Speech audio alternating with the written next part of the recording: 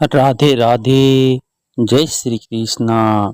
कार्तिक मास महात्म्य कथा अध्याय 30 में आप सभी का स्वागत है। आप सभी का हार्दिक अभिनंदन है। कार्तिक मास की कथा करती भव से पार। कार्तिक मास की कथा करती भव से पार।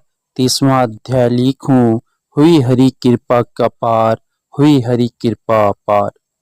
भगवान श्री कृष्ण सत्यभामा से बोले, हे प्रिय, नारद जी के यह वचन सुनकर महाराज पृथु बहुत आश्चर्यचकित हुए। अंत में उन्होंने नारद जी का पूजन करके उनको विदा किया। इसलिए माघ, कार्तिक और एकादशी या 3 व्रत मुझे अत्यधिक प्रिय है। वनस्पतियों में तुलसी, महीनों में कार्तिक, तिथियों में एकादशी और क्षेत्रों में प्रयाग मुझे बहुत प्रिय है। जो मनुष्य इंद्रियों पर विजय प्राप्त कर इनका सेवन करता है वह मुझे यज्ञ करने वाले मनुष्य से भी अधिक प्रिय है।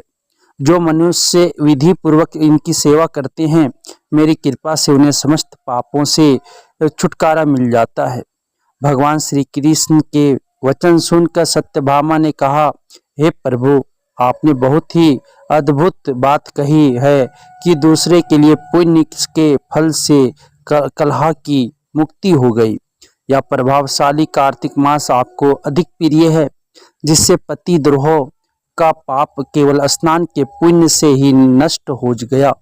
दूसरे मनुष्य द्वारा किया हुआ पुण्य उसके देने से किस प्रकार मिल जाता है, या आप मुझे बताने की कृपा करें। श्री कृष्ण भगवान बोले, प्रिय, जिस कर्म द्वारा बिना दिया हुआ पाप मिलता है उसे ध्यान पूर्वक सुनो। सतयुग में देश, ग्राम तथा कुलों को दिया पुण्य या पाप मिलता था, किंतु कलयुग में केवल कर्ता को ही पाप तथा पुण्य का फल भोगना पड़ता है। संसर्ग ना करने पर भी वह व्यवस्था की गई है, और संसर्ग से पाप और पुण्य दूसरे को मिलते हैं, उसकी व्यवस्था भी सुनो। पढ़ाना, यज्ञ कराना और एक साथ भोजन करने से पाप पुण्य का आधा फल मिलता है। एक आसन पर बैठने तथा सवारी पर चढ़ने से, श्वास के आने जाने से पुण्य और पाप का चौथा भाग जीव मात्र को मिलता है। छूने से, भोजन करने से और दूसरे की स्तुति करने से पुण्य और पाप का 6वां भाग मिलता है। दूसरे की निंदा, चुगली और धिक्कार करने से उसका 7वां भाग मिलता है।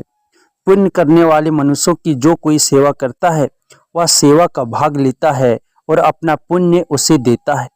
नौकर और शिष्य के अतिरिक्त जो मनुष्य दूसरे से सेवा करवाकर उसे पैसे नहीं देता, वह सेवक उसके पुण्य का भागी होता है।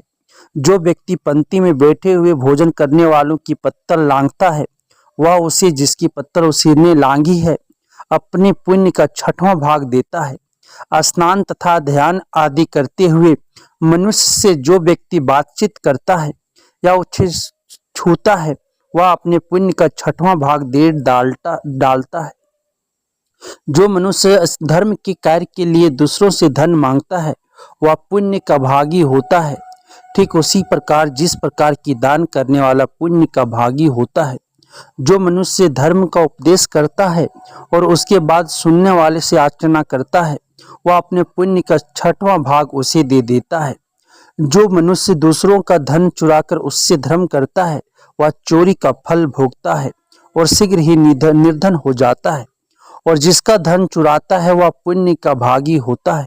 बिना ऋण उतारे जो मनुष्य मृत्यु को प्राप्त होता है, उनको ऋण देने वाले सज्जन पुरुष पुण्य के भागी होते हैं। शिक्षा देने वाला, सलाह देने वाला, सामग्री को जुटाने वाला तथा प्रेरणा देने वाला या पाप और पुण्य के 6ठे भाग को प्राप्त करते हैं। राजा प्रजा के पाप पुण्य के षष्ठांश का भोगी होता है।